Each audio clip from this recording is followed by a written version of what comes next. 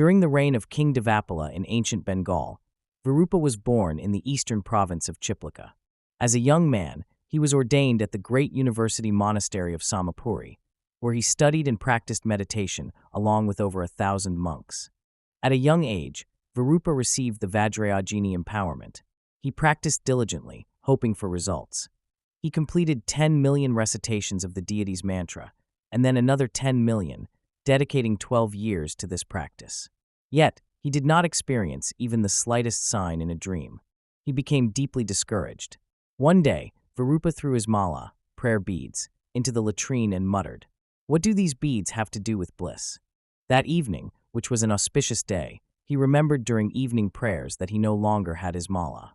At that moment, a kin appeared and returned the mala to him, giving him this advice through a vision. Fortunate child, do not lose heart. I will bless you. Continue your practice. Do not follow habitual thoughts that divide things into this or that. Abandon all drifting thoughts and fault-finding. Let your mind rest free from fabrications. Encouraged, Virūpa practiced the Vajrayogini sadhana for another 12 years and finally attained the supreme Mahamudra realization. The innate purity of mind is the essence of Vajrayogini.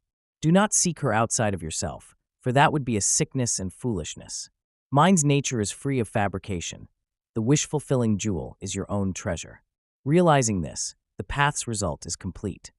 Having gained mastery over life and death, Virūpa casually drank wine brought by his attendant and ate meat prepared for him. One day, the attendant captured a dove from the monastery courtyard and prepared it for a meal. When the duty monk noticed the doves missing, he rang the bell and gathered the assembly. "Which monk has been eating doves?" he shouted. The monks responded, "No one would do such a thing. That's outrageous." They sent a monk to inspect the monastic quarters. When he passed by Virūpa's window, he saw a meat pie and wine on his table.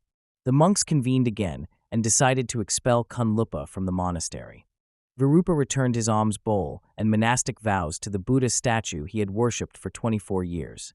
He prostrated before it one last time and left. At the monastery gate, a monk stopped him and asked where he was going. "You have cast me out of the monastery. I will go wherever the road leads," Virūpa replied. Near Samapuri Monastery was a large lake covered in lotus leaves.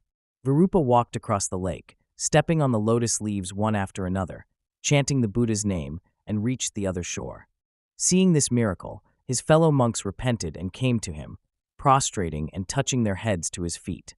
They politely asked, "Why did you kill the doves?" "It was only an illusion, just like all impermanent phenomena," he replied. He told his attendant to bring the dove remains. Lifting them up, he snapped his fingers, and all the doves came back to life, flying away healthier and larger than before. Everyone present witnessed this extraordinary miracle. Virūpa then gave up monastic life and became a yogi. He later demonstrated another miracle by the Ganges. When the river goddess refused him food and drink, he angrily commanded the waters to part and walked across. In the town of Kanasada, he went to an inn where the hostess served him a bottle of wine and a dish of rice. He consumed it all and ordered more wine until the inn ran out. When asked to pay, he drove his ritual dagger into the point where sunlight and shadow met on the table, thus immobilizing the sun itself as collateral. For 2.5 days, he drank continuously. The amount of wine consumed would take 500 elephants to carry. Meanwhile, the local king was terrified that the sun had stopped moving. His ministers were at a loss. Finally, the sun goddess appeared in the king's dream and revealed that Virūpa owed a debt to the innkeeper. The king found Virūpa, settled the bill, and immediately the sun resumed its path, and Virūpa vanished. He later traveled to the land of India, inhabited by extreme Brahmanical devotees. At a massive 680-foot-tall statue of Mahasvara, a Brahmin steward asked him to bow. "It is not proper for an elder brother to bow to a younger one," Virūpa replied. Just then, the king of India arrived to worship the statue. Upon hearing this, he added, "Refuse, and you will be executed." "If I prostrate to this deity, it will be my karmic downfall," said Virūpa. "Then place the karma on me," the king insisted. When Kunlupa bowed, the statue split from head to base. A voice thundered from the sky. "Master, I obey your command." Virūpa ordered, "Swear allegiance to the Buddha." After pledging to protect the Dharma, the statue became whole again. All the deity's offerings were handed to Virūpa, who who gave them to local Buddhist practitioners. It is said those offerings continued to sustain Buddhism even to this day. Virūpa journeyed next to Ḍākinī, a region of cannibalistic witches and warlocks.